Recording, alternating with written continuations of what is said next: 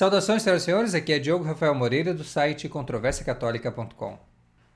Há 10 anos atrás, neste mesmo mês de fevereiro, nós fomos surpreendidos com a notícia da renúncia de Bento XVI. Muitas pessoas entenderam isso como um fato bastante inusitado, mas ainda assim irregular, e seguiram em frente. Outros, porém, viram algum problema nessa renúncia e disseram que, na verdade, Bento XVI não teria renunciado de verdade, seja porque ele foi forçado a renunciar, seja até pelas palavras com que ele se exprimiu. Ele não havia renunciado ao papado, ao munus petrino, mas somente ao seu ministério como papa. Entendendo assim que, na verdade, a sua renúncia não aconteceu. Renúncia em sentido de estar tudo pronto para a realização de um conclave e eleição de um sucessor. E desta maneira, então, eles entenderam que Bento XVI teria se mantido Papa até o dia 31 de dezembro de 2022. E assim não nos surpreende que um dos advogados desta causa, que é este senhor aqui, dono desse site, From Rome, .info, desde Roma, tivesse então resolvido passar todo o mês de janeiro fazendo a divulgação tanto da necessidade de um conclave, ou como ele diz, uma assembleia, para a eleição de um sucessor para Bento XVI, quanto para, então, dar instruções a fim de as pessoas se organizarem para tanto. E o tal conclave ou assembleia para a eleição do sucessor a Bento XVI foi realizado no seu último post, então, aqui nesse vídeo. Ele conta como foi o procedimento e também o resultado. E o resultado é bastante impressionante e nos leva a uma reflexão sobre a situação do catolicismo em nosso tempo, a situação principalmente de Roma, né? Ele fala desde Roma, from Rome. Então, vamos ver como que a situação deste Frei Alexis Bugnolo, se encaixa na imagem geral que nós temos da situação de Roma, da Igreja Romana, da civilização romana, que é a nossa civilização. Outrora católica, que agora dá passos decididamente em direção da plena apostasia com o Anticristo. Para poder esclarecer a vocês sobre essa matéria, tenho aqui este livro, do Cardinal Manning, muitos já conhecem, eu divulgo bastante aqui, porque eu fiz a tradução dele para o português, nesta versão aqui do Controvérsia Católica. E este livro nós intitulamos como O Papa e o Anticristo, no original está como The Current Crisis of the Holy See Tested by Prophecy, a atual crise da Santa Sé testada pela profecia. É um livro, então, que fala de profecia, que fala do fim dos tempos, e como isso envolve também a Igreja de Roma e o povo de Roma, os católicos romanos, nós todos, e a nossa civilização.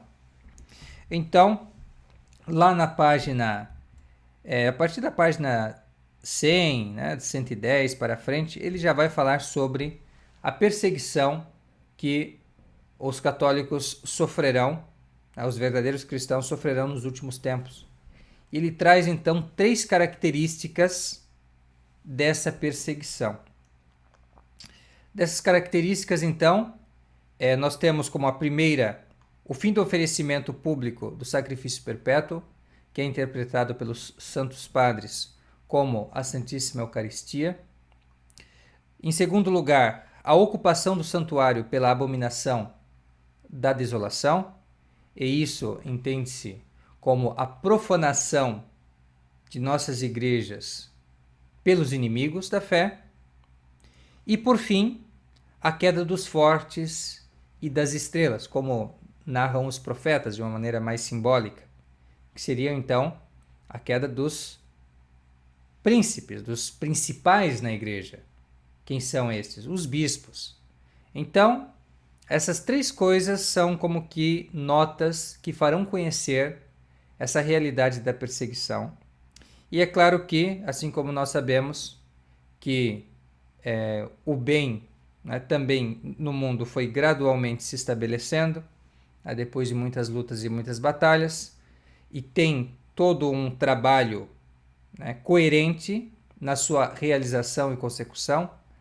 Assim também o mal opera no mundo de uma forma organizada, principalmente tendo como cabeça o diabo, e assim vai operando na forma de mistério da iniquidade desde o começo, desde os apóstolos até os nossos tempos, e há um certo crescimento e amadurecimento desse mistério da iniquidade. E hoje eu penso, pautado justamente nessa obra do cardeal Manning, que nós, a nossa civilização romana e a nossa Igreja Católica Apostólica Romana está numa transição, do tempo cristão para o tempo pagão. Isso eu tenho trazido aqui nas nossas últimas publicações, e esta é a fase que nós podemos chamar da revolução, onde está havendo essa transformação. Ela, claro, começa com o Vaticano II, mas ela vai se radicalizando de uma forma que ela chega à sua maturidade no tempo do Anticristo.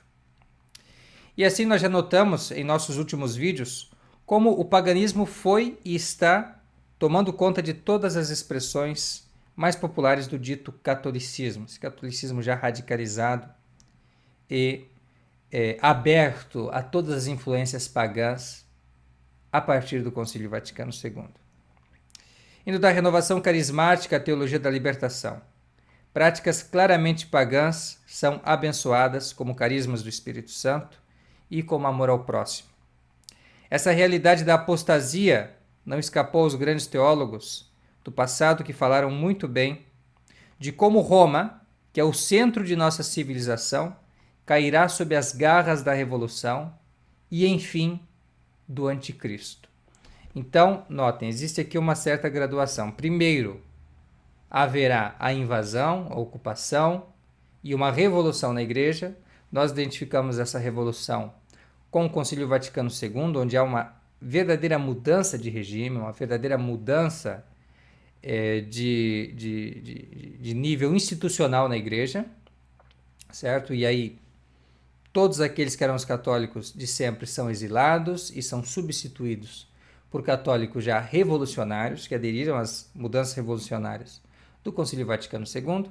E essa revolução, então, institucionalizada e estabelecida, ela vai se consolidando com o passar do tempo. E assim nós vamos vendo suas realizações com as reformas que aconteceram no final dos anos 60, durante os anos 70, e assim vai passando o tempo e maior vai ficando o estabelecimento dessa revolução e desse paganismo e a transformação que ela engendra. E para que nós possamos entender essas etapas, vamos recorrer então ao que diz o cardeal Manning nas páginas 129 até a página 130, onde ele vai citar um grande autor católico que eu já citei nos nossos últimos estudos aqui, e que vale a pena sempre citar porque ele costuma sintetizar aquilo que é o pensamento dos grandes autores, dos padres da Igreja, dos grandes autores eclesiásticos, a respeito da interpretação da Sagrada Escritura. Este é Cornélio Alápide, que resume o que se pode ser chamado de a interpretação comum dos teólogos, no dizer do próprio cardeal Manning. E agora eu vou citar então a partir da página 129, diz assim: comentando o mesmo capítulo 18 do Apocalipse, Cornélio Alápide diz: essas coisas devem ser entendidas da cidade de Roma, não a que é, nem a que foi, mas a que será no fim do mundo. Pois então a cidade de Roma retornará à sua antiga glória, e assim também à sua idolatria e outros pecados, e será como era no tempo de São João, sob Nero, Domiciano, Décio, etc.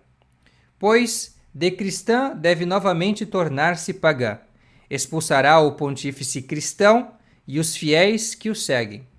Deve persegui-los e matá-los.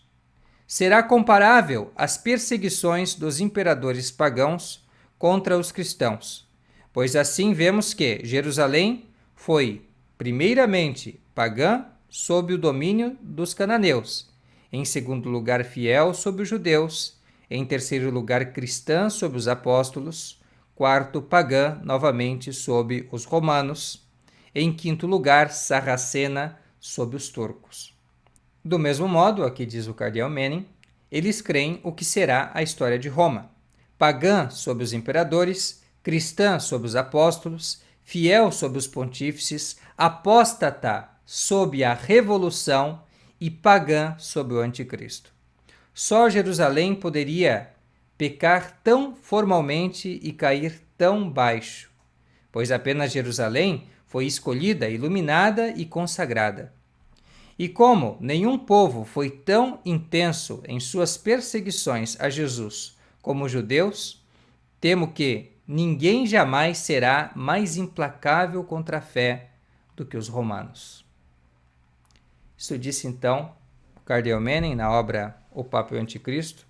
Eu tenho ainda alguns livrinhos desses disponíveis, se alguém interessar. E o que nos interessa aqui, ao trazer essa passagem, é esclarecer o que realmente acontece com os católicos de Roma, os assim chamados católicos de Roma, inclusive estes aí, seguidores do Frei Alexis Bugnolo.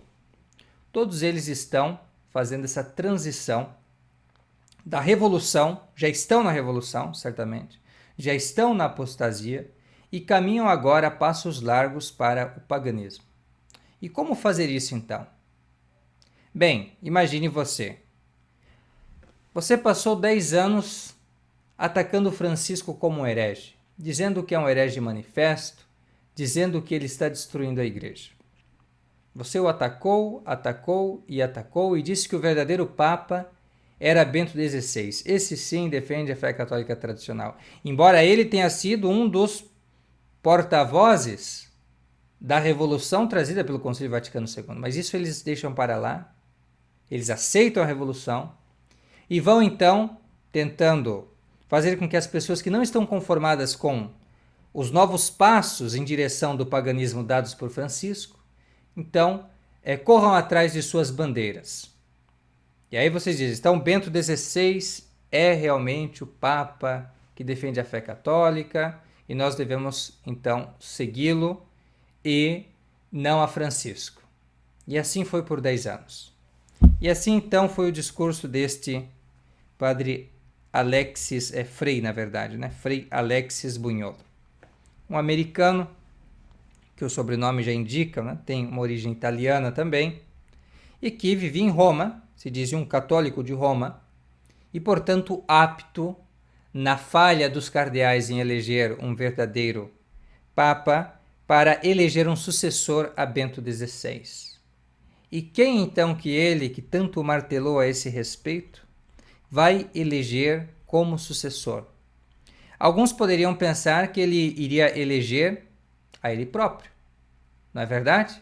Quer dizer, ele faz toda uma campanha para as pessoas, ele próprio faz uma campanha para que elejam um sucessor, e ninguém melhor do que ele trabalhou tanto para isso, não é verdade?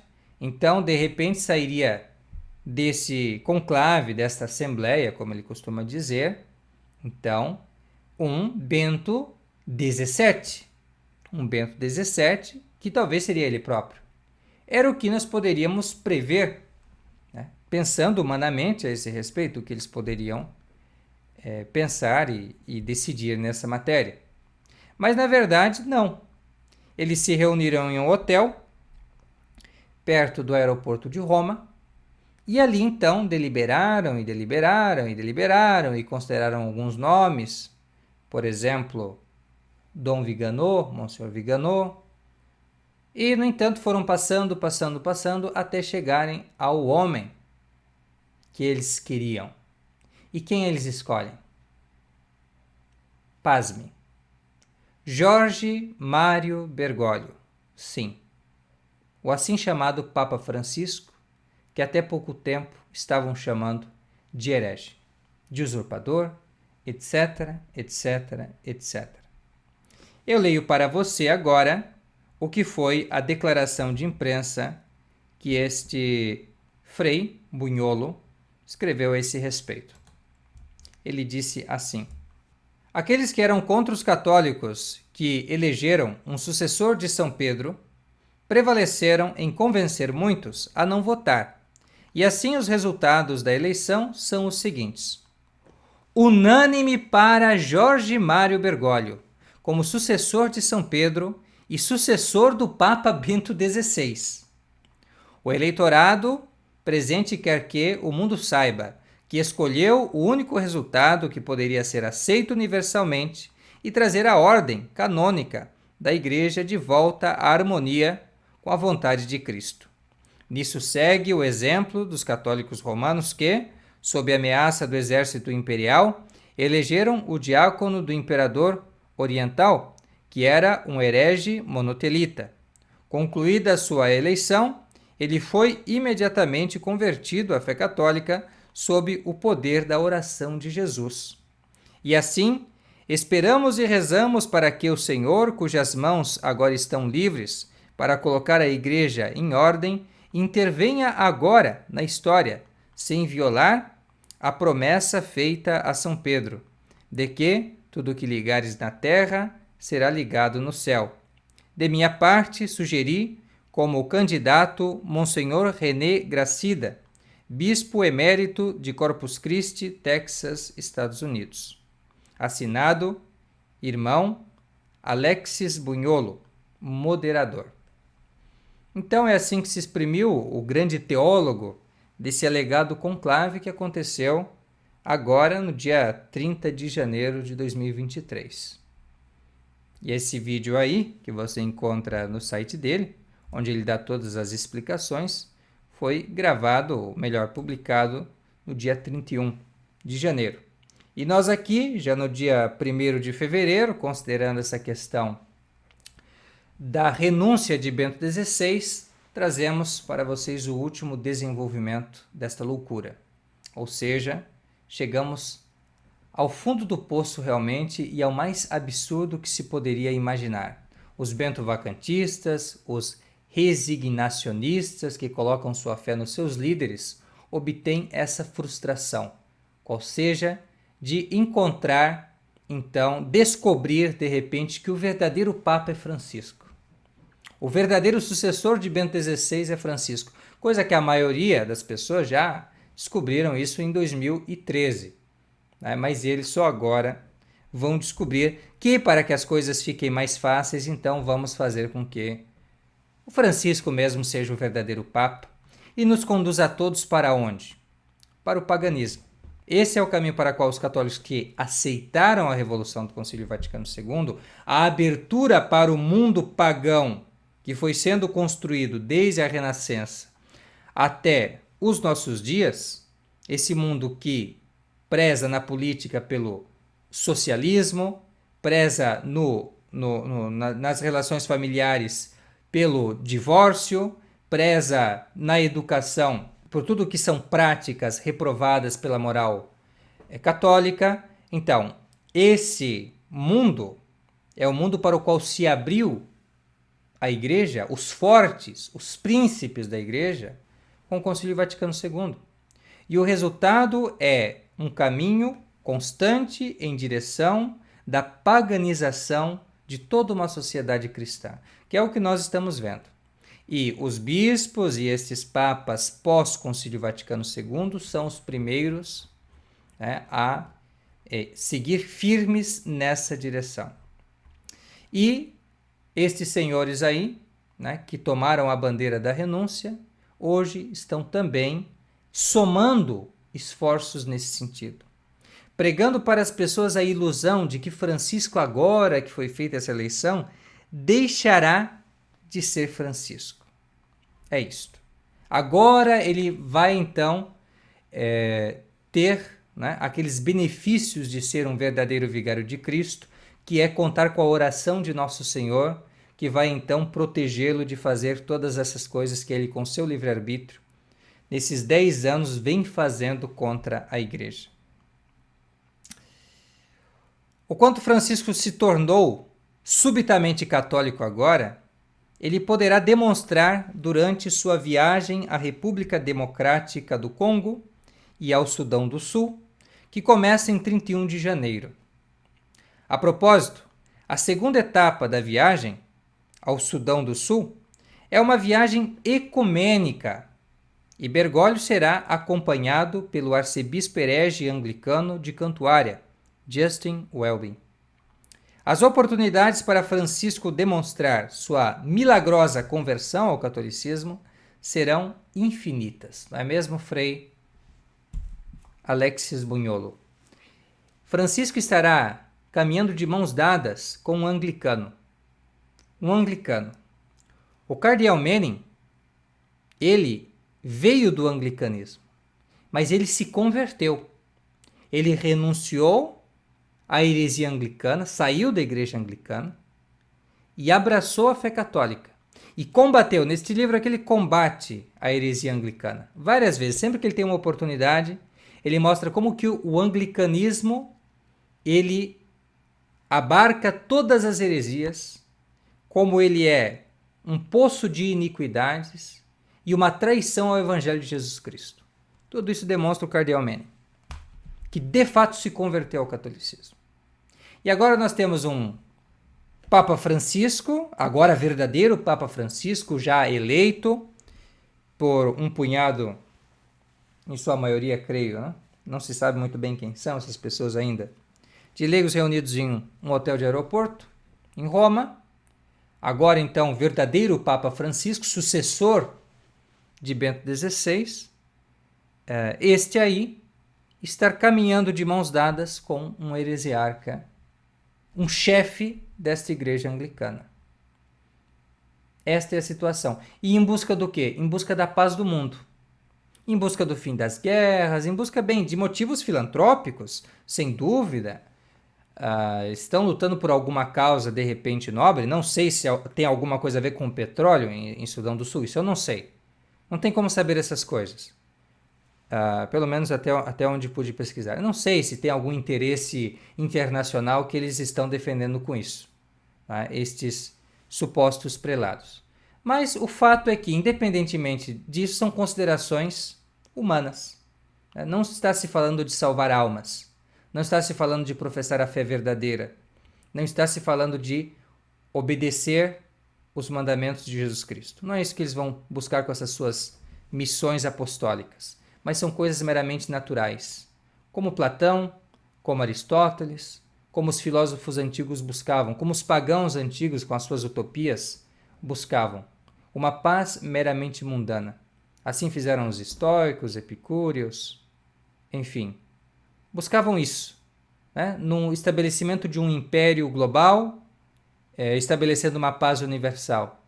Era isso que os pagãos buscavam, mas não é isto que o Evangelho de Nosso Senhor Jesus Cristo preza. Nosso Senhor vem para converter os corações e as nações ao seu Evangelho, que é uma mensagem sobrenatural de uma verdadeira reforma na nossa inteligência e na nossa vontade.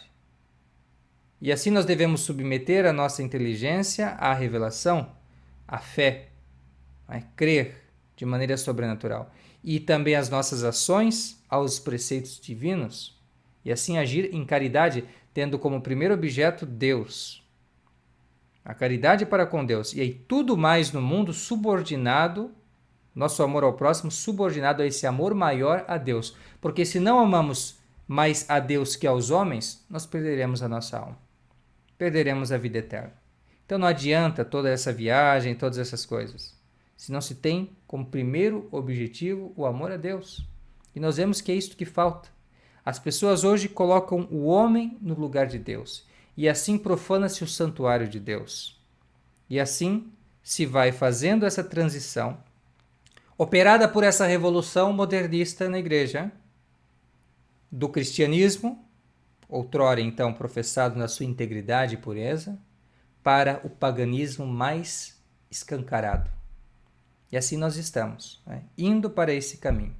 E esses católicos de Roma, encabeçados aí por esse Frei Alexis Bunholo, simplesmente estão dando seu aval para esta peregrinação rumo ao inferno, ou, olhando aqui horizontalmente, rumo ao anticristo. É por aí que nós estamos vendo que as coisas vão e achamos bom fazer esse vídeo, trazendo essa reflexão a respeito dessa matéria, e assim também alertar as pessoas para não se iludirem com essa história. Eu nunca falei ex-professo sobre essa matéria aqui do bentovacantismo, resignacionismo, sempre achei isso uma tolice, porque Bento XVI, em linhas gerais, aderiu à Revolução do Concílio Vaticano II, não só aderiu, ele mesmo é um neoteólogo, é uma pessoa que ensinou durante sua vida toda doutrinas condenadas pelos papas antigos e pelos grandes teólogos antigos.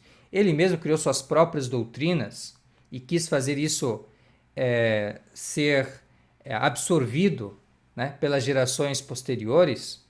Foi Bento XVI um herege? Não era um católico de verdade?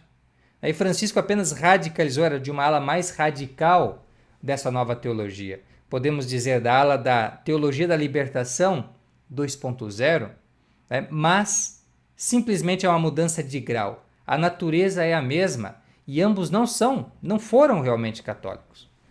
Isso é fato. E Bento XVI, no seu posicionamento, sempre foi assim, sempre foi um capataz da Revolução, um ás do Concílio Vaticano II, usando todos os seus dons e talentos em prol dessa causa, que foi, com o passar do tempo, convertendo o catolicismo em paganismo, e isto cada vez mais até o tempo estar maduro para o advento do anticristo.